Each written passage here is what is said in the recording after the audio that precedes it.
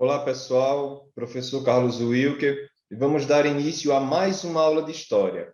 Hoje vamos falar sobre os puritanos e a colonização inglesa na América.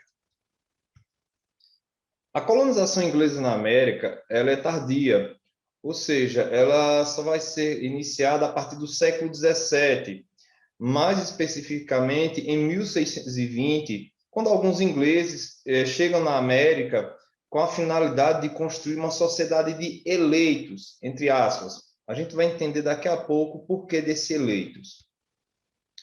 E esses primeiros ingleses que chegaram na América do Norte, eles ficaram conhecidos como eram os peregrinos, né, que depois, posteriormente, vão ficar conhecidos como os pais peregrinos.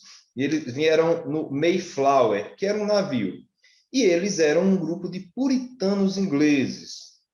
A gente vai entender daqui a pouco quem eram os puritanos, o que era o puritanismo. Como eu falei, eles são conhecidos até hoje como os pais peregrinos.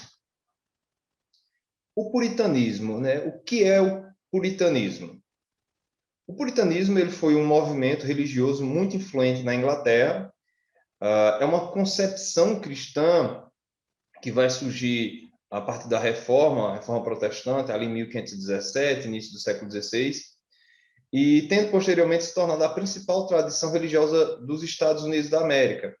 Eles enfatizavam a pureza e a integridade do indivíduo, igreja e sociedade. Ou seja, o puritanismo é uma vertente do cristianismo.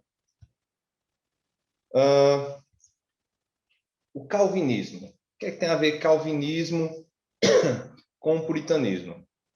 O calvinismo é uma visão teológica cristã e o calvinismo ele tem como principal temática a predestinação. Segundo essa visão, o homem foi criado, o ser humano já foi criado com um destino traçado. Ou seja, quando você nasce, você já está predestinado a ser salvo ou a não ser salvo. O que isso quer dizer? Quer dizer que não é você que decide. O seu destino já está traçado. Você vai apenas cumprir aquilo que Deus já predeterminou. Então, segundo essa visão, quem decide quem vai ser salvo ou não, não é o ser humano. Essa decisão não está nele, mas está em Deus. Então, segundo a visão, quando eu, você, qualquer outra pessoa, quando a gente nasce, nosso destino em relação à nossa salvação, ele já está traçado. Talvez você fale, mas professor, quer dizer que nós somos meio como robôs nas mãos de Deus? Segundo os calvinistas, essa ideia de predestinação refere-se mais à questão da salvação. Então, aqui, em critérios de salvação, em quesitos de salvação, Deus já predestinou todas as pessoas. Então, todos os seres humanos que existem, que já existiram, já nasceram com o destino traçado, a salvação ou a condenação. Aqui na imagem temos o grande expoente dessa visão, que é o João Calvino, o teólogo francês João Calvino. Os puritanos consideravam a pobreza como expressão de falta de graça divina. Vê se vocês conseguem entender esse meu raciocínio. Segundo os puritanos, se Deus escolheu uma pessoa, né, se você é uma pessoa escolhida, se Deus ama você, então, por essa lógica, você vai ter uma vida próspera e feliz. Afinal, Deus, onipotente, onisciente, onipresente, ama aquela pessoa é uma escolhida dele, portanto, segundo eles, a lógica é que essa pessoa tem uma vida próspera e bem-sucedida. Se uma pessoa vive em pobreza, em miséria, soa estranho para eles. Ora, se Deus ama aquela pessoa, Deus protege, Deus cuida, é uma eleita, é uma pessoa escolhida de Deus, por que ela está passando tamanha miséria?